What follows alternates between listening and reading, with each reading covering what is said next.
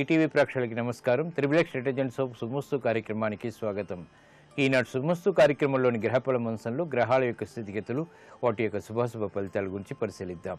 అలాగే ఈరోజు 12 రాశుల వారికి ఏ సంఖ్యలు కలిసి వస్తాయి, రంగుల యొక్క ప్రాధాన్యత, పుష్కరాల సందర్భంగా 12 రాశుల వారు ఏ దైవాన్ని స్మరిస్తూ స్నానాలు ఆచరించాలి, ముఖ్యంగా 12 రాశుల వారు ఈరోజు చేపట్టవలసినటువంటి కార్యక్రమాలు ఏమిటో కూడా పరిశీలిద్దాం. ముందుగా నేటి పంచాంగ వివరాలు. శ్రీ మన్మథనామ సంవత్సరం అధిక ఆషాఢ మాసం, ఉత్తరాయణం, గ్రీష్మ ఋతువు. ఈ రోజు అధిక ఆషాఢ బహుళ త్రయోదశి, అలాగే చతుర్దశి. ఈ రోజు ప్రత్యేకత మాస శివరాత్రి. ఈ రోజు చేపట్టేటువంటి ఈశ్వరాభిషేకం ఉత్తమ ఫలితాన్ని కలిగిస్తుంది, గ్రహ పీడను తొలగిస్తుంది. మరో ప్రత్యేకత గోదావరి నది పుష్కర ప్రారంభం. ఉదయం 6:26 ప్రవేశం.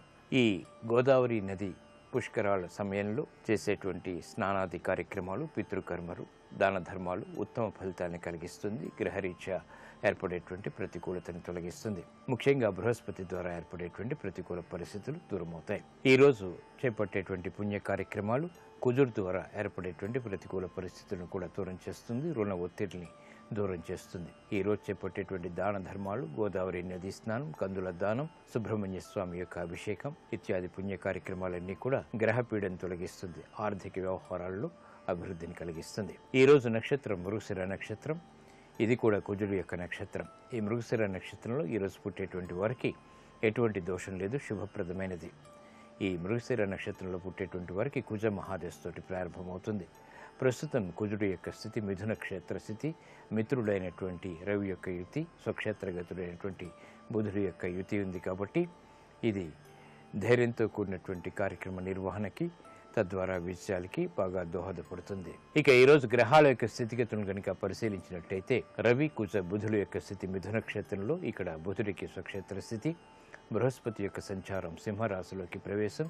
ఇది ముఖ్యంగా ధనస్సు రాశి వారికి, కుంభరాశి వారికి, అలాగే కర్కాటక రాశి వారికి బాగా ఉపయోగపడుతుంది, శుభ ఫలితాలు కలిగిస్తుంది. మకర రాశి వారికి ఈ సంచారం అష్టమ బృహస్పతి కాబట్టి జాగ్రత్తలు తప్పనిసరి. ఇక ఈ రోజు 12 రాశుల వారికి ఏర్పడేటువంటి శుభాశుభ ఫలితాలను పరిశీలిద్దాం. ముందుగా మేషరాశి. ఈ రోజు మేషరాశి వారిని పరిశీలించినట్టయితే కార్యక్రమ నిర్వహణలో నైపుణ్యం కొనసాగించగలుగుతారు, సాహసోపేతమైనటువంటి నిర్ణయాలకు ఉపక్రమించగలుగుతారు. కార్యసిద్ధి అన్ని రంగాల వారికి దగ్గర అవుతుంది, ఆత్మవిశ్వాసం పెరుగుతుంది, రాజకీయ లబ్ధి చేకూరుతుంది. నూతన కార్యక్రమాలు గృహరీత్యా వేగవంతంగా చేపట్టగలుగుతారు. ఆరోగ్యంలో ప్రతికూలత తగ్గుతుంది. వృత్తి, వ్యాపార, ఉద్యోగ సంబంధిత కార్యక్రమాల్లో ఏర్పడినటువంటి ప్రతికూల పరిస్థితులు దూరమవుతాయి. కార్యాచరణ సులభతరం అవుతుంది. ఆర్థిక వ్యవహారాలు అనుకూలిస్తాయి. వ్యాపారపరమైనటువంటి విజయాలను సాధించగలుగుతారు. ఈ రోజు మీ అదృష్ట సంఖ్య 9. ఎరుపు వర్ణం ధైర్యాన్ని కలిగిస్తుంది, ప్రతికూల పరిస్థితిని దూరం చేస్తుంది. గోదావరి పుష్కరాల సందర్భంగా మేషరాశి వారు ఈ రోజు స్నానాన్ని ఆచరిస్తూ ఈశ్వర స్మరణ మానసికంగా చేసినట్టయితే ఆశించినటువంటి ఫలితాలు దగ్గరవుతాయి, కార్యసిద్ధి ఏర్పడుతుంది. ఆర్థిక ప్రయత్నాలు ఈ రోజు మీకు లాభిస్తాయి. ఈ రోజు వృషభ రాశి వారిని పరిశీలించినట్టయితే చిరాకు పరిస్థితులు ఆర్థికంగా కొనసాగుతాయి.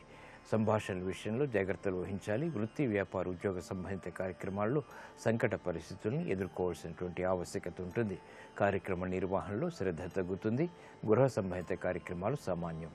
ఈ రోజు మీ అదృష్ట సంఖ్య 2. తెలుపు వర్ణం ప్రశాంతతను పెంచుతుంది, ప్రతికూల పరిస్థితుల్ని దూరం చేస్తుంది. పుష్కరాల సందర్భంగా వృషభ రాశి వారు శ్రీ మహాలక్ష్మి అమ్మవారిని స్మరిస్తూ స్నానాదుల్ని చేసినట్టయితే ఉత్తమ ఫలితాలు లభిస్తాయి. ఓం శ్రీ మహాలక్ష్మి నమః అనేటువంటి మంత్రాన్ని స్నానాదులతో పఠించినట్టయితే ఆశించినటువంటి ప్రయోజనాలు దగ్గరవుతాయి. ఆర్థిక వ్యవహారాల్లో విభేదాలు వీడిపోతాయి. రుణ ప్రయత్నాలు ఈ రోజు మీకు అనుకూలిస్తాయి. ఈ రోజు మిథున రాశి వారిని పరిశీలించినట్టయితే ఆర్థిక వ్యవహారాల్లో జాగ్రత్తలు వహించాలి. అవమానకర సంఘటనలు ఉద్యోగపరంగా కొనసాగుతాయి. వృత్తి, వ్యాపార, ఉద్యోగ సంబంధిత కార్యక్రమాల్లో ఆచితూచి నిర్ణయాలు తీసుకోవాలి. వేగవంతమైనటువంటి నిర్ణయాల ద్వారా సమస్యలు ఎదురవుతాయి. నూతన కార్యక్రమాలని గృహరీత్యా ప్రారంభించగలుగుతారు. ఆసక్తికరమైనటువంటి అంశాలు వ్యాపారపరంగా వెలుగులోకి వస్తాయి, విస్మయాలను కలిగిస్తాయి. నూతన బాధ్యతలు పెరుగుతాయి.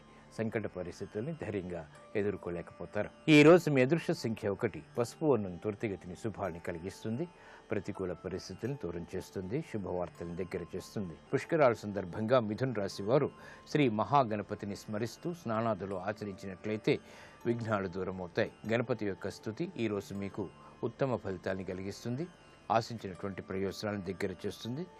జాప్యాలు దూరమవుతాయి. కోర్టు సంబంధిత వ్యవహారాలు, ప్రక్రియలు, సంభాషణలు ఈరోజు మీకు ఊరట కలిగిస్తాయి. ఈరోజు కర్కాటక రాశి వారిని పరిశీలించినట్టయితే వ్యాపార వ్యవహారాలు కలిసి వస్తాయి. నూతన ఉత్సాహం పెరుగుతుంది. ఆర్థిక వ్యవహారాల్లో మెరుగైనటువంటి మార్పులు చోటు చేసుకుంటాయి. క్రమశిక్షణతో కూడినటువంటి కార్యాచరణ కొనసాగించగలుగుతారు. పిల్లల విషయంలో ఏర్పడినటువంటి ప్రతికూలత తగ్గుతుంది. నూతన కార్యక్రమాలకు శ్రీకారం చుట్టగలుగుతారు. ఆనందకర వార్తలు వింటారు. శుభ ప్రయత్నాలు కలిసి వస్తాయి. ఈ రోజు మీ అదృష్ట సంఖ్య 5. ఆకుపచ్చ వర్ణం రక్షణకి దోహదపడుతుంది. ప్రతికూల పరిస్థితులు దూరం చేస్తుంది. గోదావరి పుష్కరాల సందర్భంగా శ్రీ మహాకాళి అమ్మవారిని స్మరిస్తూ పుష్కర స్నానాన్ని ఆచరించడం ద్వారా మనోధైర్యం పెరుగుతుంది. శత్రు భీతి పోతుంది. విద్యా ప్రయత్నాలు ఈ రోజు మీకు లాభిస్తాయి. ఈరోజు సింహరాశి వారిని పరిశీలించినట్టయితే అలంకరణకి ప్రాధాన్యతనిస్తారు. ఆర్థిక వ్యవహారాల్లో సమస్యలు ఉన్నప్పటికీ నెట్టుకు రాగలుగుతారు. లాభదాయకమైనటువంటి కార్యక్రమ నిర్వహణ వ్యాపారీక్ష కొనసాగుతుంది. సూక్ష్మతతో కూడినటువంటి కార్యక్రమాలు తద్వారా విజయాలు చేతికందుతాయి. రాజకీయ వ్యవహారాలు కలిసి వస్తాయి. స్థిరాస్తి విషయాల్లో అనుకూలత ఏర్పడుతుంది. నూతన కార్యక్రమాలను గృహరీత్యా చేపట్టగలుగుతారు. ఆందోళనకర పరిస్థితులు తగ్గుతాయి. ఈ రోజు మీ అదృష్ట సంఖ్య 5. తెలుపు వర్ణం ప్రశాంతతను పెంచుతుంది. ప్రతికూల పరిస్థితులను దూరం చేస్తుంది. గోదావరి పుష్కరాల సందర్భంగా సింహరాశి వారు ఈశ్వరుని స్మరిస్తూ స్నానాదులు ముగించినట్లయితే ఆశించినటువంటి ప్రయోజనాలు దగ్గరవుతాయి. ఆర్థిక ఇబ్బందులు దూరమవుతాయి. స్థిరాస్తి కొనుగోళ్లు వంటివి ఈ రోజు మీకు లాభిస్తాయి.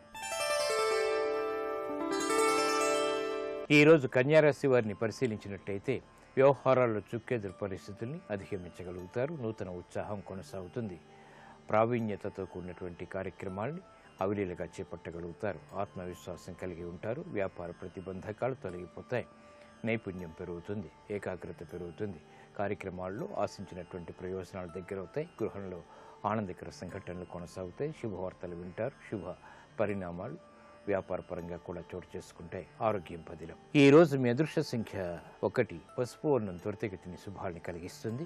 ప్రతికూల పరిస్థితులను దూరం చేస్తుంది. గోదావరి పుష్కరాల సందర్భంగా కన్యా రాశి వారు లక్ష్మీనారాయణని పుష్కర స్నానాలు స్మరించడం ద్వారా ఉత్తమ ప్రయోజనాలు సాధించగలుగుతారు. వేగవంతమైన విజయాల దగ్గరవుతాయి. విదేశీ సంబంధిత లావాదేవీలు, ప్రయాణాలు ఈ రోజు మీకు లాభిస్తాయి.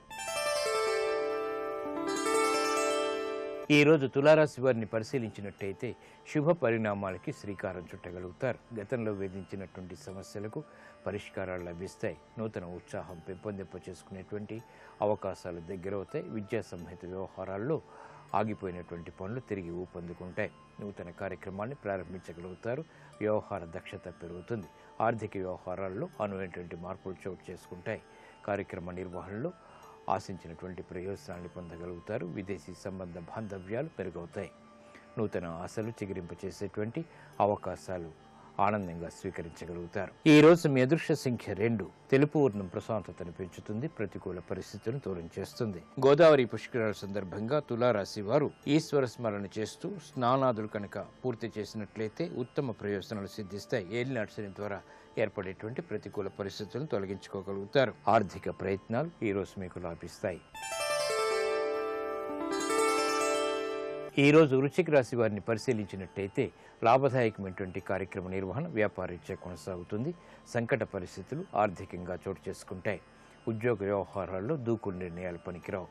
వ్యాపార నిమిత్తమే చేపట్టేటువంటి కార్యక్రమాల్లో ఆటంకాలు సంభవించినప్పటికీ ఎదుర్కొనేటువంటి శక్తి సామర్థ్యాలను కూడా కలిగి ఉంటారు. గృహ విషయాల్లో ఏర్పడినటువంటి ప్రతికూలత తగ్గుతుంది. నూతన కార్యక్రమాలను వృత్తిపరంగా చేపట్టగలుగుతారు. ఈ రోజు మీ అదృష్ట సంఖ్య 9. ఎరుపు వర్ణం ధైర్యాన్ని కలిగిస్తుంది. ప్రతికూల పరిస్థితుల్ని ఎదుర్కొనేటువంటి శక్తి సామర్థ్యాన్ని కలిగిస్తుంది. గోదావరి పుష్కరాల సందర్భంగా వృశ్చిక రాశి వారు మహాగణపతిని స్మరిస్తూ ఓం గం గణపతియే నమః అనేటువంటి మహామంత్రం ఈ రోజు మీకు బాగా ఉపకరిస్తుంది. విఘ్నాల్ని దూరం చేసి ప్రమాదాలను దూరం చేస్తుంది. ఆరోగ్య పరీక్షలు ఈ రోజు మీకు మేలును కలిగిస్తాయి. ఈ రోజు ధనుస్సు రాశి వారిని పరిశీలించినట్టయితే శుభ పరిణామాలు వ్యాపార పరంగా చోటు చేసుకుంటే ఆసక్తికరమైనటువంటి అంశాలు వృత్తిలో ఏర్పడతాయి. నూతన కార్యక్రమాల్ని చకచకా పూర్తి చేయగలుగుతారు. వ్యాపార దక్షత పెరుగుతుంది. గతంలో చేసినటువంటి పొరపాట్లను సవరించుకునేటువంటి అంశాలు ఆనందాన్ని కలిగిస్తాయి. నూతన ఉత్సాహం పెరుగుతుంది. విద్యాపరమైనటువంటి వ్యవహారాల్లో అభివృద్ధి గోచరిస్తుంది. గృహ సంబంధిత కార్యక్రమాల్లో ప్రాధాన్యతని సంతరించుకోగలుగుతారు. వ్యాపార వ్యవహారాలు అనుకూలిస్తాయి. ఆర్థిక వ్యవహారాల్లో కీలక బాధ్యతలు వహించాల్సినటువంటి ఆవశ్యకత ఉంటుంది.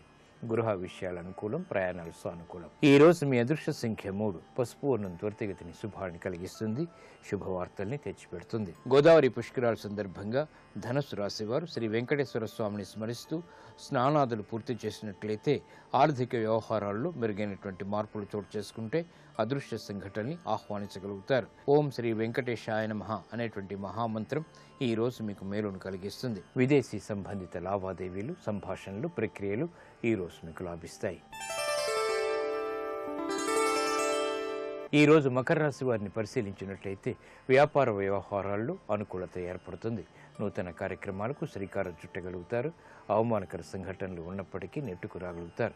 ఆర్థిక వ్యవహారాలు చిరు సమస్యలు తలెత్తుతాయి. పిల్లల విషయంలో అతి జోక్యం సమస్యలకి దారితీస్తుంది. వృత్తి, వ్యాపార, ఉద్యోగ సంబంధిత కార్యక్రమాల్లో ఆచితూచి తీసుకున్నటువంటి నిర్ణయాలు విజయాలకి దోహదపడతాయి. గృహ విషయాలు అనుకూలం. ఈ రోజు మీ అదృష్ట సంఖ్య 6. ఎరుపు వర్ణం ధైర్యాన్ని కలిగిస్తుంది, ప్రతికూల పరిస్థితులను దూరం చేస్తుంది. గోదావరి పుష్కరాల సందర్భంగా శ్రీ మహాకాళి అమ్మవారిని స్మరిస్తూ పుష్కర స్నానాన్ని ఆచరించడం ద్వారా మనోధైర్యం పెరుగుతుంది, శత్రుభీతి పోతుంది. వ్యాపార నూతన నిర్ణయాలు ఈ రోజు మీకు లాభిస్తాయి. ఈ రోజు కుంభరాశి వారిని పరిశీలించినట్టయితే సంబంధ బాంధవ్యాలు మెరుగవుతాయి. పిల్లల అభివృద్ధి ఆనందాన్ని కలిగిస్తుంది. సంతోష వార్తలు వింటారు. శుభ ప్రయత్నాలు కలిసి వస్తాయి. విద్యా విషయాల్లో విజయాలు చేజిక్కించుకునేటువంటి అవకాశాలు దగ్గరవుతాయి. గతంలో ఆగిపోయినటువంటి పనులు తిరిగి ఊపందుకుంటాయి. నూతన బాధ్యతలు పెరుగుతాయి. అయినప్పటికీ సక్రమంగా నిర్వహించగలుగుతారు. కార్యక్రమ నిర్వహణలో ఏకాగ్రత పెరుగుతుంది. ఆత్మవిశ్వాసాన్ని పెంపొందింప చేసుకునేటువంటి అవకాశాలు దగ్గరవుతాయి. స్నేహితుల ద్వారా లబ్ధి చేకూరుతుంది. భాగస్వాముల ద్వారా ఆదాయాన్ని పెంపొందింపజేసుకోగలుగుతారు. ఆరోగ్యం పదిలం. ఈ రోజు మీ అదృష్ట సంఖ్య 6. ఆకుపచ్చ వర్ణం రక్షణకి దోహదపడుతుంది, ఆహ్లాద పరిస్థితులను కలిగిస్తుంది. గోదావరి పుష్కరాల సందర్భంగా కుంభరాశి వారు శ్రీ మహాలక్ష్మీదేవిని స్మరిస్తూ స్నానాదులు పూర్తి చేసినట్లయితే ఆర్థిక వ్యవహారాల్లో వేగవంతమైన అనుకూల మార్పులు చేకూరుతాయి. కోర్టు సంబంధిత లావాదేవీలు, ప్రక్రియలు, సంభాషణలు ఈ రోజు మీకు లాభిస్తాయి. ఈ రోజు మీనరాశి వారిని పరిశీలించినట్టయితే ఆర్థిక వ్యవహారాల్లో చిరు సమస్యలు తలెత్తుతాయి. ఆరోగ్య ఖర్చులు పెరుగుతాయి. నూతన కార్యక్రమాలను వేగవంతంగా ప్రారంభించలేకపోతారు. విద్యా సంబంధిత వ్యవహారాల్లో మాత్రం విజయాలు సాధించగలుగుతారు. వాహన సౌఖ్యం కొనసాగుతుంది. విదేశీ సంబంధిత లావాదేవీలు కలిసి వస్తాయి. నూతన ఒప్పందాలు వ్యాపారరీత్యా ఆర్థికపరమైనటువంటి బలాన్ని చేకూరుస్తాయి. వృత్తి, వ్యాపార, ఉద్యోగ సంబంధిత కార్యక్రమాల్లో ఆశించినటువంటి ప్రయోజనాల్ని ఆలస్యంగానైనా పొందగలుగుతారు. ఆరోగ్య రక్షణ తప్పనిసరి. ఈ రోజు మీ అదృష్ట సంఖ్య 3. తెలుపు వర్ణం ప్రశాంతతను పెంచుతుంది, ప్రతికూల పరిస్థితులను దూరం చేస్తుంది. గోదావరి పుష్కరాల సందర్భంగా మీనరాశి వారు శ్రీ మహావిష్ణువుని స్మరిస్తూ స్నానాదులు ఆచరించినట్లయితే ఉత్తమ ప్రయోజనాల్ని సాధించగలుగుతారు. ఆలోచన సంపత్తి పెరుగుతుంది, విఘ్నాలు దూరమవుతాయి. కోర్టు సంబంధిత వ్యవహారాలు, ప్రక్రియలు, సంభాషణలు ఈ రోజు మీకు ఊరట కలిగిస్తాయి.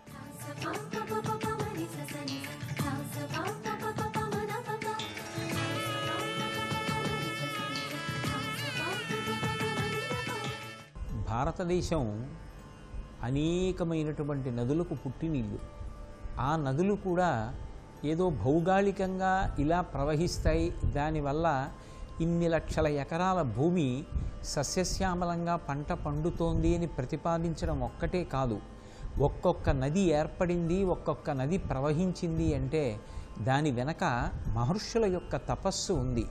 పరమ పవిత్రమైనటువంటి జలాలతో భారతదేశాన్నంతటినీ కూడా సుసంపన్నం చేసి కొన్ని కోట్ల మంది తరించడానికి సోపానం ఏర్పాటు చేసినటువంటి వ్యవస్థ నదీ వ్యవస్థ.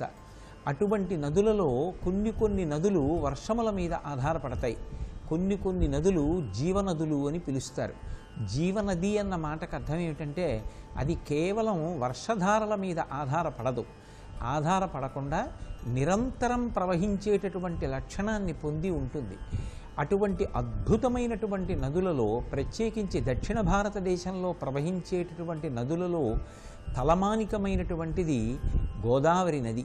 ఈ పుష్కర కాలంలో నదీ జలం అంతటిలోకి కూడా దేవతలు, ఋషిగణాలు, సృష్టికర్త అయినటువంటి బ్రహ్మగారు వీరందరూ కూడా ప్రవేశించినటువంటి కారణం చేత మనుష్యుల యొక్క పాపరాశిని ధ్వంసం చెయ్యడంలో ద్విగుణీకృతమైనటువంటి శక్తిని, చేసినటువంటి కార్యానికి విశేషమైనటువంటి ఫలితాన్ని ఇవ్వగలిగినటువంటి శక్తిని నీరు సంతరించుకుంటుంది.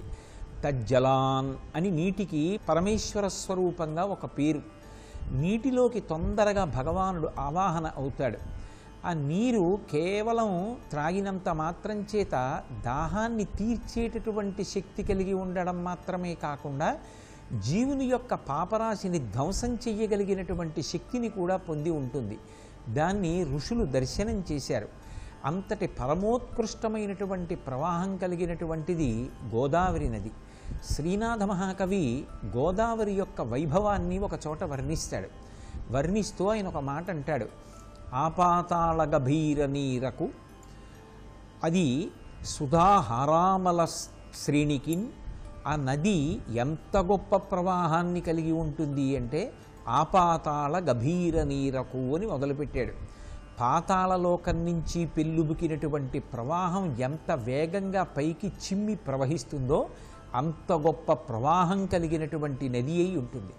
ఇందులో విశేషం ఏమిటంటే అసలు గోదావరి నది ఏర్పడడానికి ప్రధాన కారణం గౌతమ మహర్షి యొక్క తపస్సు. గౌతమ మహర్షి తపస్సు చేసినప్పుడు పరమశివుడు అనుగ్రహించినటువంటి గోదావరి ప్రవాహం మొట్టమొదట బ్రహ్మగిరిలో ప్రారంభమైంది. పైకి వచ్చినటువంటి ప్రవాహం వెంటనే అంతర్హితమైపోయింది. అంతర్హితమై మళ్ళీ గంగాద్వారంలో పైకి ఉబికింది. ఉబికినటువంటిది తిరిగి అంతర్హితమైంది. అంతర్హితమైనటువంటి ఆ ప్రవాహం సద్యోజాత అఘోర తత్పురుష వామదేవ ఈశానములని 5 పేర్లతో పిలువబడేటటువంటి ముఖము కలిగినటువంటి పరమశివుడే త్రయంబకాచలేశ్వరుడనేటటువంటి పేరుతో పర్వతంగా మహారాష్ట్ర దేశంలో వెలసి ఉంటే అందులో ఉండేటటువంటి ఒక పర్వత శిఖరంలోంచి మళ్ళీ ప్రవాహం ప్రారంభమై కొన్ని అంగుళముల యొక్క గుంట లోపలికి వెలిసి ఉన్నటువంటి బ్రహ్మ విష్ణు మహేశ్వరుల యొక్క త్రిమూర్త్యాత్మక స్వరూపమైనటువంటి త్రయంబకేశ్వర లింగం దగ్గర ఆ ప్రవాహం పైకి కొద్దిగా ఉపిగింది. ఆ పరమశివుని యొక్క స్వరూపమైనటువంటి 5 తలలు ఏ ఉన్నాయో ఆ 5 తలలు 5 శిఖరములుగా ఉన్నటువంటి త్రయంబకాచలంలో పైకి ప్రవాహం ఉబికినప్పుడు దాన్ని దర్భల యొక్క కట్ట చేత గౌతమ మహర్షి మళ్ళీ కిందకి వెళ్ళిపోకుండా పైకి ఉద్ధరించాడు. అందుచేత దానికి కుశావర్తము అని ఒక పేరు వచ్చింది. ఆ పేరు కలిగినటువంటి గోదావరి ప్రవాహం ఇక అక్కడి నుంచి వెనక్కి తిరిగి చూడలేదు. అంత విశేషమైనటువంటి ఒరవడితో ప్రవేశించి పరమశివుని యొక్క పాదములు ఎక్కడ అవకాశం ఉంటే అక్కడ కడుగుతూ ప్రవహించింది. అందుకే కాళేశ్వరంలో శివుడి పాదాలు కడిగింది, అలాగే కుండలేశ్వరంలో పరమేశ్వరుడి పాదాలు కడిగింది, సప్తగోదావరం అన్న పేరుతో దక్షారామంలో భీమనాథుడి పాదాలు కడిగింది, అలాగే కోటిపల్లి అనేటటువంటి ప్రాంతం ఇప్పుడు కోటిపల్లి అని పిలువబడుతోంది, అక్కడ సోమనాథుడి పాదాలు కడిగింది, భద్రాచలంలో శివకేశవ అభేదంగా రామచంద్రమూర్తి పాదాలు కడిగింది. అలా ప్రవహించి చిట్ట చివర మురమళ్ళ దగ్గరికి వెళ్ళేటప్పటికీ వీరభద్రేశ్వర స్వామి వారి యొక్క పాదాలు కడిగింది. పరమశివుని యొక్క దేవాలయాలు లింగస్వరూపాలు ఎన్ని చోట్ల ఉన్నాయో అక్కడ ప్రధానంగా ప్రవహిస్తూ శివుని యొక్క పాదములు కడిగినటువంటి గౌతమి గంగ ఈ గోదావరి ప్రవాహం చిట్ట చివరికి ఆ సముద్రంలోకి కలిసిపోయింది. ఆ సాగర సంగమాన్ని పొందినటువంటి గోదావరి ప్రవాహం యొక్క ఉద్ధృతి పాతాళంలోంచి పెళ్ళుబుకినటువంటి గంగా ప్రవాహం ఎలా ఉంటుందో అలా ఉంటుంది అని వర్ణిస్తూ ఆపాతాళ గభీర నీరకు సుధాహారామల శ్రేణికిన్ అంటాడు. అంటే చంద్రుని యొక్క కాంతి అమృతము ముత్యాల హారము ఇవి ఎటువంటి తెల్లటి వర్ణంతో మెరిసిపోతుంటాయో గోదావరి యొక్క జలాలు కూడా అంత తెల్లటి వర్ణంతో మెరుస్తూ ఉంటాయి. ఒక్కొక్క నదిలో ఉండేటటువంటి నీరు ఒక్కొక్క రంగుని సంతరించుకుంటుంది. గోదావరి నీరు తెల్లగా ఉంటుంది, కృష్ణమ్మలో ఉండేటటువంటి నీరు నల్లగా ఉంటుంది. గోదావరి నది జలాలు త్రాగినటువంటి వారికి జ్ఞాపక శక్తి ఎక్కువగా ఉంటుందని, వారికి ధారణాశక్తి ఎక్కువగా ఉంటుంది అని లోకంలో ఇప్పటికీ కూడా ఒక నానుడి ఉంది. అందుకే పుస్తకాధారం లేకుండా ఏ విషయాన్నైనా సరే ప్రతిపాదన చెయ్యగలిగినటువంటి ధారణాశక్తి కలిగినటువంటి విద్వాంసులు తటస్థపడితే గోదావరి నీరు తాగాడా ఏమి అంటూ ఉండడం పండిత లోకంలో సహజంగా వినపడేటటువంటి మాట. అంత గొప్ప ధారణాశక్తిని, సరస్వతీ కటాక్షాన్ని ప్రసాదించగలిగినటువంటి శక్తిని అంతర్లీనంగా తన నీటి యందు నిబిడీకృతం చేసుకున్నటువంటి ఆ గోదావరి ప్రవాహం సుధాహారామల శ్రేణికిన్, అది అమృతం ఎలా ఉంటుందో, అలాగే చంద్రుడి కాంతి ఎలా ఉంటుందో, ముత్యాల హారం ఎలా ఉంటుందో అటువంటి కాంతితో ప్రకాశిస్తూ ఉంటుంది. ద్వీపాలంకృతికిన్ మహేంద్ర నగరీ నిశ్రేణికాయిష్టికిన్ అంటాడు. ద్వీపాలంకృతికిన్, ద్వీపము ద్వీపకల్పము అని 2 మాటలు. ద్వీపము అంటే చుట్టూ నీరు ఉండి మధ్యలో ఇసుక తెన్నె కానీ భూభాగం కానీ ఉంటుంది. సస్యశ్యామలమైనటువంటివి, అపారమైనటువంటి పంటలు పండేటటువంటి లంకలు గోదావరి నదీ పరివాహక ప్రాంతంలో ఎన్నో కనపడతాయి. అటువంటి ఈ లంక ప్రాంతాలకన్నిటికీ కూడా గోదావరి నది అలంకృతమైనటువంటి కంఠహారంలా కనపడుతుంటుంది. స్వర్గలోకానికి వెళ్ళాలి అనుకునేటటువంటి వాళ్ళకి నిచ్చెన గోదావరి నది. అంటే గోదావరి నదిని సేవించడం, గోదావరి స్నానం చెయ్యడం, గోదావరి నదీ తీరంలో పుణ్యకార్యాలు ఆచరించడం అంత గొప్పది. గోదావరి నదికి ఒక్కదానికే ఒక్క విశేషం ఉంది. మిగిలిన నదులకు వేటికి ఈ మాట అన్వయం చెయ్యలేదు. ఒక్క గోదావరికి అన్వయం చేశారు. ఏమిటి గోదావరికి ఉన్న గొప్పతనం అంటే మంగళోత్సంగా అని ఒక పేరు. మంగళోత్సంగా అన్న మాటకు అర్థం ఏమిటంటే గోదావరి నదీ పరివాహక ప్రాంతంలో ఒక ప్రత్యేకమైనటువంటి ప్రాంతంలో స్నానం చేస్తే వచ్చేటటువంటి ఫలితము ద్విగుణీకృతమని, అక్కడ చేసేటటువంటి పుణ్యకార్యముల యొక్క స్థితి వేరుగా ఉంటుందని నిర్ధారించడం కుదరదు. గోదావరి నదీ పరివాహక ప్రాంతంలో ఎక్కడ ఏ పుణ్యకార్యం ఆచరించినా, ఎక్కడ స్నానం చేసినా విశేషమైనటువంటి ఫలితాన్ని ఇవ్వగలిగినటువంటి నది భారతదేశం మొత్తం మీద గోదావరి ఒక్కటే. అందుకే మంగళోత్సంగా అనేటటువంటి పేరు ఒక్క గోదావరికి మాత్రమే అన్వయమవుతుంది. అటువంటి గోదావరికే ఒక ప్రత్యేకమైనటువంటి విభూతి ఉన్నది. దానిని తీర్థాల మొండి అని తెలుగు భాషకి సంబంధించినటువంటి ఒక బిరుదునామంతో పిలుస్తారు. ఎందుచేత అంటే కోటిపల్లి దగ్గర నుంచి గోదావరి సాగర సంగమం చెందే వరకు, అలాగే ఇంజరం దగ్గర నుంచి సాగర సంగమం చెందే వరకు మధ్యలో ఉండేటటువంటి తీర్థములు విశేషమైనటువంటి అనుగ్రహ శక్తిని పొంది ఉంటాయి. తీర్థము అన్న మాటను వ్యాఖ్యానం చేస్తూ వేదంలో ఒక విషయం చెప్తారు. అంగిరసాది మహర్షులు భూమి మీద యజ్ఞయాగాది క్రతువులు చేసి ఊర్ధ్వలోకపయనం చేస్తూ నదీ ప్రాంతంలో ఎక్కడ స్నానం చేసినంత మాత్రం చేత గొప్ప గొప్ప యజ్ఞములు చేసినటువంటి ఫలితాన్ని పొందగలిగినటువంటి శక్తిని స్నానం చేసినటువంటి భాగవతులు పొందవచ్చో అలా తమ తపశ్శక్తిని నిక్షేపించినటువంటి ప్రదేశాన్ని తీర్థములని పిలుస్తారు. గోదావరి నది విషయంలో ప్రత్యేకంగా కోటిపల్లి నుంచి సాగర సంగమం వరకు, ఇంజరం నుంచి సాగర సంగమం వరకు అనేకమైనటువంటి తీర్థములతో కలిసి ఉన్న కారణం చేత దానికి తీర్థాలముండి అని ఒక ప్రత్యేకమైనటువంటి పేరు ఆ ప్రాంతానికి. అంత గొప్ప శక్తి కలిగినటువంటి నది. సర్వం శ్రీ ఉమామహేశ్వర పరబ్రహ్మార్పణమస్తు. స్వస్తి. పరమశివుని యొక్క శరీరమునకు తాకి ప్రవహించింది కాబట్టి గంగ పాపహారిణి అయి సమస్త పాపములను పోగొట్టి అందరూ దేవలోకాలకు వెళ్ళిపోవడానికి మార్గాన్ని సుగమం చేసింది.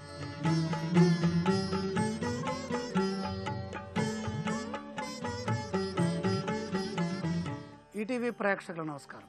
XXX డిటర్జెంట్ సోప్ శుభమస్తు కార్యక్రమంలో శుభ నక్షత్రానికి స్వాగతం.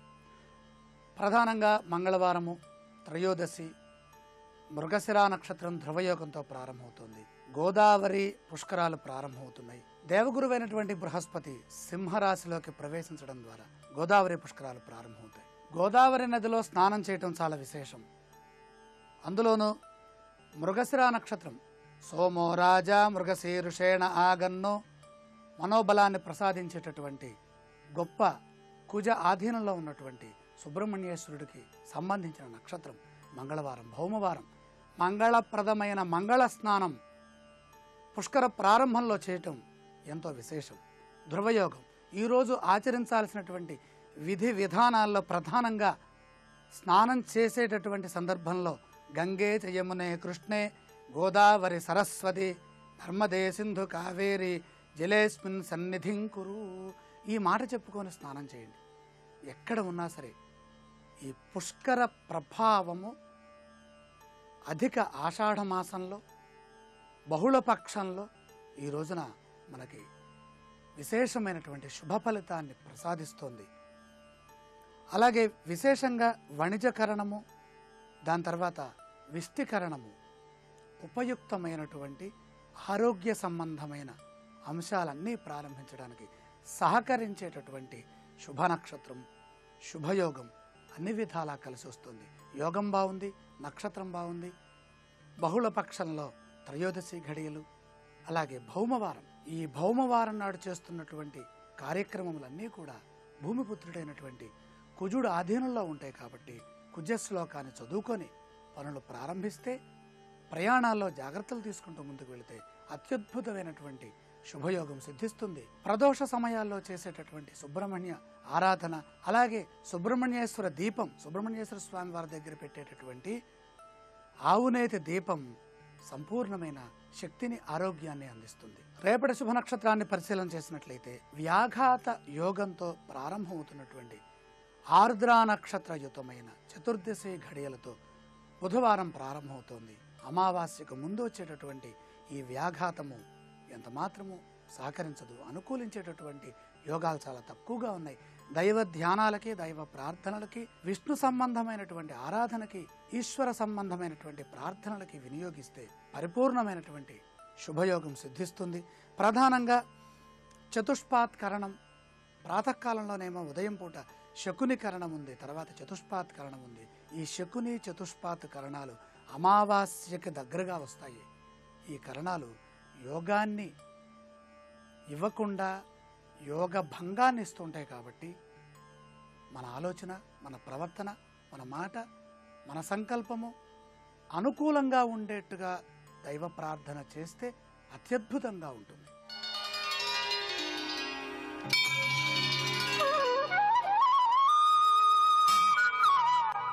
గోదావరి పుష్కర తరంగిణి అంశానికి స్వాగతం. ప్రధానంగా పుష్కరాలు ప్రారంభమైనాయి. గోదావరి మహానదికి పుష్కరాలు వచ్చినాయి అంటే విశేషమైనటువంటి పుణ్యాన్ని సంపాదించుకోవటానికి అనుకూలమైన అవకాశం మనకు లభించింది. కేవలం స్నానం చేసినంత మాత్రం చేతనే విశేషమైన పుణ్యం. ఎటువంటి పుణ్యం అంటే అశ్వమేధ ఫలం చైవ లక్ష గోదానజం ఫలం ప్రాప్నోతి స్నాన మాత్రేణ గోదాయాం సింహగే గురౌ ఇది బ్రహ్మవైవర్త పురాణే. బ్రహ్మవైవర్త పురాణం ఏం చెబుతుందంటే, సింహస్థ గురుడు గోదావరి పుష్కరాన్ని ఇస్తాడు కాబట్టి గోదావరి మహానదిలో మనం స్నానం చేస్తే ఎటువంటి పుణ్యం వస్తుంది? లక్ష గోదానజం ఫలం. లక్ష గోవుల్ని దానం చేస్తే ఎటువంటి ఫలితం వస్తుందో ఒక్కసారి ఊహించండి. ఒక్క గోవును దానం చేయటమే కష్టం, అలాంటిది లక్ష గోవులు దానం చేస్తే ఇంకా అశ్వమేధ ఫలం చైవ. మహారాజులు చేసేటటువంటి గొప్ప యాగాలలో అశ్వమేధ యాగం విశేషమైనది, విశిష్టమైనది, రాజ పరాక్రమానికి ప్రతీక, మహాపుణ్యానికి ప్రతీక. అటువంటి పుణ్యము సర్వమానవులకి ఈ 12 రోజుల్లో గోదావరి స్నానం చేస్తే పుష్కర స్నానం అంటాం. ఈ స్నానం వల్ల మనకు లభిస్తుంది. అంతేకాదు చేతనైతే దానం చేయమని చెప్తున్నారు. 12 రోజులు 12 విధాలుగా దానాలు చెప్పారు. పుష్కరాలలో చేసేటటువంటి దానాలు విశేషమైనటువంటి ఫలితాన్ని ఇస్తాయి. ప్రథమ దివసే సువర్ణ రజితం ధాన్యం భూమించ ప్రథమే దివసే. మొదటి రోజున ఏ దానాలు చేయాలి? సువర్ణం, బంగారు దానం చేయాలి. స్వర్ణం పవిత్రం అమలం, స్వర్ణం పాప ప్రణాశనం, స్వర్ణం హి శంకరం యస్మాత్ అతశాంతిం ప్రయచ్చమే. సువర్ణ దానం చేస్తే పాపం పోతుంది. ఎప్పుడు సువర్ణ దానం చేసినా పాపం పోతుంది. పుష్కరాల్లో కించిత్ సువర్ణమైనా సరే పండితులకి దానం చేస్తే పుణ్యము, మోక్షము వస్తుంది. అనంత పుణ్య ఫలదం. పుష్కర సమయంలో చేసేటటువంటి దానము మనం 100 సూర్యగ్రహణాల్లో చేస్తే ఎటువంటి ఫలితం వస్తుందో సూర్యగ్రహణంలో దానం చేయడం మహాపుణ్యం. 100 సూర్యగ్రహణాల్లో చేసేటటువంటి దానంతో సమానమైనటువంటి దాన ఫలం పుష్కర స్నానం చేసి ఆ పుష్కర నదీ తీరంలో ఉన్నటువంటి పండితోత్తములకి సువర్ణ దానం చేస్తే అమలం, మనలో ఉన్న దోషాలన్నీ పోతాయి, పాప ప్రణాశనం, పాపములు తొలుగుతాయి. స్వర్ణం హి శంకరం యస్మాత్, పరమేశ్వరుడి యొక్క కృపా కటాక్షాలు పరిపూర్ణంగా లభిస్తాయి. దాంతోపాటుగా ఆచరించాల్సినటువంటి దానాల్లో సువర్ణ రజిత ధాన్య భూదానాలు మొదటి రోజున శక్తి కొలదిగా చేయాలి. అంటే వెండి, భూమి, బంగారము, అలాగే ఏవైనా సరే ఆభరణాలు. నదీమ తల్లికి కూడా సువర్ణం సమర్పిస్తే చాలా మంచిదని ఒక సాంప్రదాయం ఉన్నది. కేవలం సువర్ణ దానమే కాకుండా హిరణ్య దానం కూడా విశేషమైన పుణ్యాన్ని ఇస్తుంది. హిరణ్య గర్భస్థం హేమబీజం విభావసోః అనంత పుణ్య ఫలదం అతశాంతిం ప్రయచ్చమే. హిరణ్యము అంటే బంగారము, ధనము కూడా. దేనికి ప్రత్యామ్నాయంగానైనా సరే భూదాన ప్రత్యామ్నాయం యథాశక్తి కించద్ ధనం తుభ్యమహం సంప్రదదేన మమా అని పుష్కర సమయాల్లో ఇస్తే మంచిది. పితృదేవతా ప్రీతిగా పెద్దలకి నమస్కారం చేసి వారి పేరు చెప్పి దానం చేస్తే అత్యద్భుతమైన పుణ్యం వస్తుంది.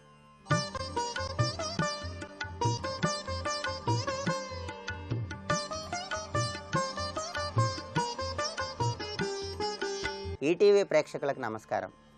త్రిబులెక్స్ డిటర్జెంట్ సోప్ శుభమస్తు కార్యక్రమంలో గోదావరి పుష్కరాలు సాంప్రదాయాలు అనే శీర్షికకి స్వాగతం.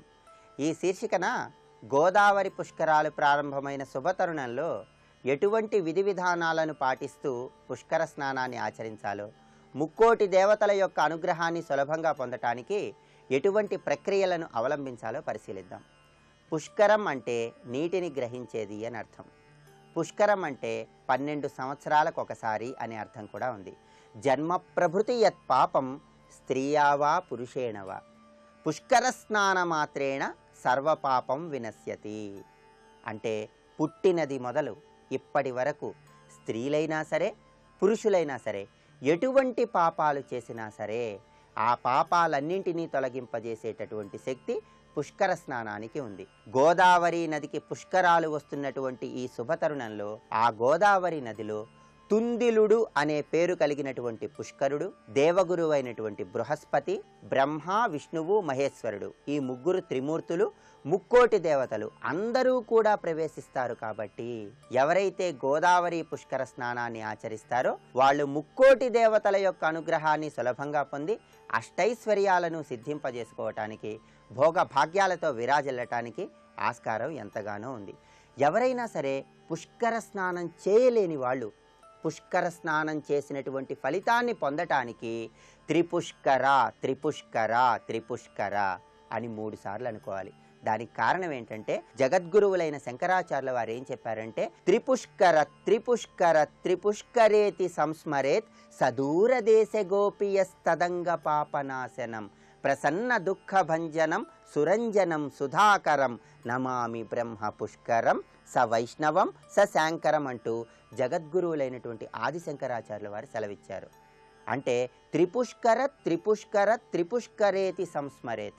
ఎవరైతే పుష్కర స్నానం చేయలేనటువంటి వాళ్ళు త్రిపుష్కర త్రిపుష్కర త్రిపుష్కర అని 3 సార్లు అనుకుంటారో సదూరదేశ గోపియస్తదంగ పాపనాశనం, ఎక్కడో ఉన్నటువంటి వాళ్ళకు కూడా సర్వ పాపాలు నశించబడి పుష్కర స్నానం చేసిన ఫలితం కలుగుతుంది. అంతటి మహిమాన్వితమైనటువంటి శక్తి ఈ గోదావరి పుష్కరాలకు ఉంది. అలాగే మీరు గోదావరి పుష్కరాలకు వెళ్ళినప్పుడు ఆ పుష్కర నదీమ తల్లిలో స్నానాన్ని ఆచరిస్తున్నటువంటి తరుణంలో ముందుగా ఆ నీటిని తలపై చల్లుకుంటూ ఒక శ్లోకాన్ని చదువుకోవాలి. పుష్యార్కే జన్మ నక్షత్రే వ్యతీపాతే దినత్రయే సత్కృద్గోదావరి స్నానం కులకోటి సముద్ధరేత్ అనేటటువంటి శ్లోకాన్ని చదువుకోవాలి. అంటే పుష్యమీ నక్షత్రం ఆదివారం కలిసి వచ్చినటువంటి రోజు కానీ, లేదా మీ జన్మ నక్షత్రం మీ పుట్టినరోజు ఉన్నటువంటి రోజు కానీ, జ్యోతిష శాస్త్ర రీత్యా వ్యతీపాతం అనే పేరు కలిగినటువంటి యోగం ఉన్న రోజు కానీ, లేదా వరుసగా 3 రోజుల పాటు పుష్కరాల్లో స్నానం చేసినట్లయితే సత్కృత్ గోదావరి స్నానం కులకోటి సముద్ధరేత్, మీ వంశంలో కోటి మందికి ముక్తి లభిస్తుందని ధర్మశాస్త్రం మనకు తెలియజేస్తుంది. అంటే కేవలం మీకు మాత్రమే కాకుండా మీ వంశంలో కోటి మందికి ముక్తి కలగాలంటే, కోటి మందికి పాప ప్రక్షాళన అవ్వాలంటే తప్పనిసరిగా పుష్యమి నక్షత్రం ఆదివారం కలిసి వచ్చిన రోజు కానీ, లేదా మీ జన్మ నక్షత్రం ఉన్న రోజు కానీ, జ్యోతిష శాస్త్రరీత్యా వ్యతిపాత అనే పేరు కలిగిన యోగం ఉన్న రోజు కానీ, ఇవన్నీ వీలు కాని పక్షంలో పుష్కరాల 12 రోజులలో వరుసగా 3 రోజులు కానీ పుష్కర స్నానాన్ని ఆచరించాలి. ఇలా చేస్తే తప్పనిసరిగా వంశంలో ఉన్నటువంటి కోటి మందికి ముక్తి ప్రాప్తిస్తుంది అని ధర్మశాస్త్రం మనకు తెలియజేస్తుంది. అలాగే ఎవరైనా సరే పుష్కర స్నానాన్ని ఆచరిస్తున్నటువంటి తరుణంలో గోదావరి పుష్కరంలో ప్రవాహానికి అభిముఖంగా నిలబడి 3 సార్లు స్నానాన్ని ఆచరించాలి. ఆ తర్వాత ప్రవాహానికి తూర్పు దిక్కుగా తిరిగి 3 సార్లు మునకలు వేయాలి.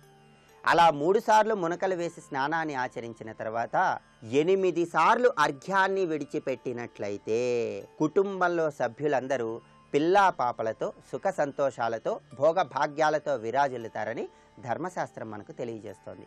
గోదావరి నదిలో పుష్కర స్నానాన్ని ఆచరిస్తున్నప్పుడు మొదటి 2 సార్లు సూర్య భగవానుడిని స్మరించుకుంటూ అర్ఘ్యాన్ని విడిచిపెట్టాలి. 3, 4, 5 అర్ఘ్యాలు బ్రహ్మ విష్ణువు మహేశ్వరులను స్మరించుకుంటూ విడిచిపెట్టాలి.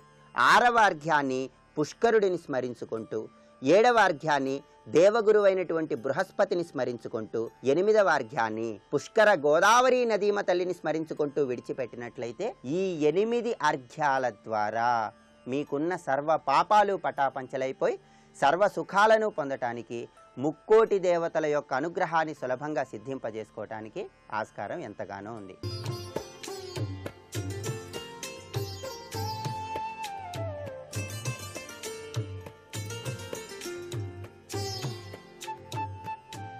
XXX డిటర్జెంట్ సోప్ శుభమస్తు కార్యక్రమంలో గృహబలం అంశానికి స్వాగతం. గృహవాస్తురీత్యా కూడాను దైవీ సంబంధమైనటువంటి లక్షణాలు ప్రతి ఇంటి యజమాని కూడా పాటిస్తే ఆ గృహం సర్వశోభితంగా విరాజిల్లుతుంది. దైవ బలం ముందు మానవ బలం తక్కువ కాబట్టి వాస్తు పురుషుని యొక్క అనుగ్రహ కటాక్ష వీక్షణాల కోసం కూడా దైవత్వ లక్షణాలని మనం పాటించక తప్పదు. గృహబల రీత్యా ఈరోజు బృహస్పతి సింహరాశిలోకి ప్రవేశిస్తూ ఉన్నటువంటి శుభతరుణం. అధిక ఆషాఢమాసం, మాస శివరాత్రి, పరమేశ్వరునికి ప్రీతివంతమైనటువంటి మాస శివరాత్రి సందర్భంలో గోదావరి నదీమ తల్లికి ఈ రోజు నుంచే పుష్కరాలు అనేటువంటివి ప్రారంభమవుతున్నాయి. పుష్కరుడు ఈ రోజు నుంచి 12 రోజుల పాటు జీవ జలాలతో కూడి సకల ముక్కోటి దేవతా సమూహంలో ఆ గోదావరి నదిలో నిక్షిప్తమై ఉంటాడు. ఇటువంటి అద్భుతవంతమైనటువంటి పుష్కర సమయాన్ని ప్రతి ఒక్కరూ కూడా సద్వినియోగం చేసుకోవాలి. ఆ నీటిని సేకరించుకొని వచ్చి మీ గృహ ప్రాంగణంలోని సింహద్వారాల పైభాగాన, మీ ఇంటిలోని ఈశాన్య గదిలోను ఆ నీటిని పదిలపరుచుకున్నట్లయితే దైవీ శక్తి కలిగినటువంటి ఆ పుష్కర తీర్థరాజాన్ని మీరు గృహానికి తెచ్చుకొని మీ ఇంటి ప్రాంగణంలోని సింహద్వారంపై చల్లి, మీ ఇంటిలోని ఈశాన్య భాగంలో ఈశాన్య మూల ఆ నీటిని గనక భద్రపరిచినట్లయితే దైవీ శక్తి ప్రభావంతో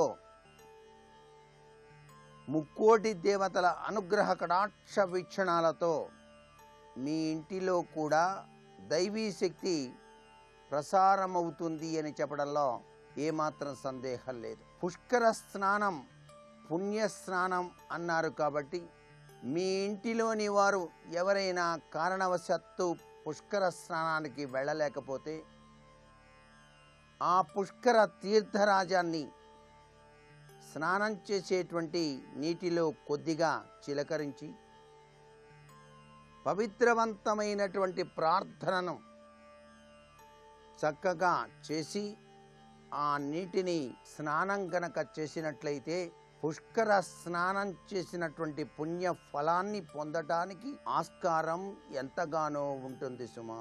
అంతేకాకుండా సంవత్సరాల తరబడి పితృదేవతలకు పిండ ప్రదానాలు చేసేటువంటి లక్షణంలో మరిచిపోయినటువంటి వారు ఈ యొక్క గోదావరి పుష్కర సమయంలో గనక పితృదేవతలను స్మరించుకుంటూ పిండ ప్రదానాలు దాన ధర్మాలు గనక చేసినట్లయితే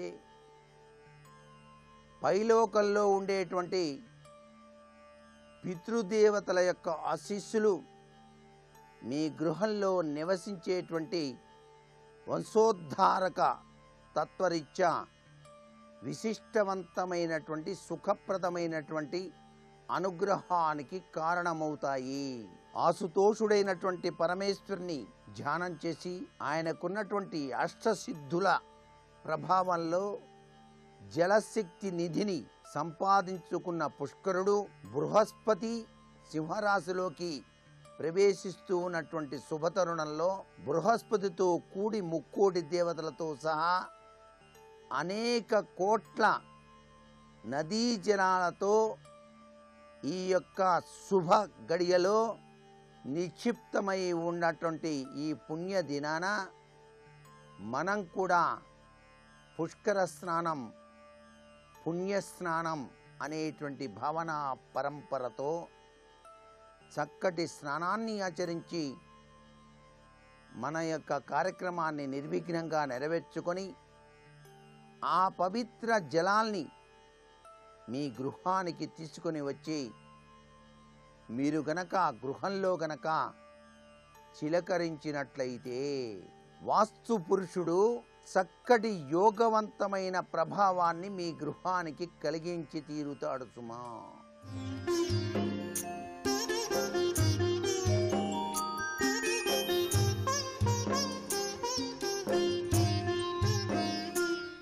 నేటి నుంచి పవిత్ర నదీమ తల్లి అయినటువంటి గోదావరి దేవికి పుష్కరాలు ప్రారంభమవుతున్నటువంటి ఈ యొక్క సుదినాన మన గృహంలో కూడా విశిష్టవంతమైనటువంటి అనుగ్రహ కటాక్ష వీక్షణాలని సంపాదించుకోవడానికి అందరం ఆనందంగా జీవితాన్ని సాగించడానికి మనం ఆచరించవలసినటువంటి ముఖ్యమైనటువంటి సూత్ర ప్రాతిపదికలను మీకు అందజేస్తున్నాం. బృహస్పతి సింహరాశిలోకి ప్రవేశిస్తూ ఉన్నటువంటి ఈ శుభదినాన మహా గోదావరి పుష్కర ప్రారంభం అయినటువంటి ఈ సుదినాన స్నానం చేయటానికి గోదావరి నదీ తీరానికి వెళ్ళినటువంటి వాళ్ళంతా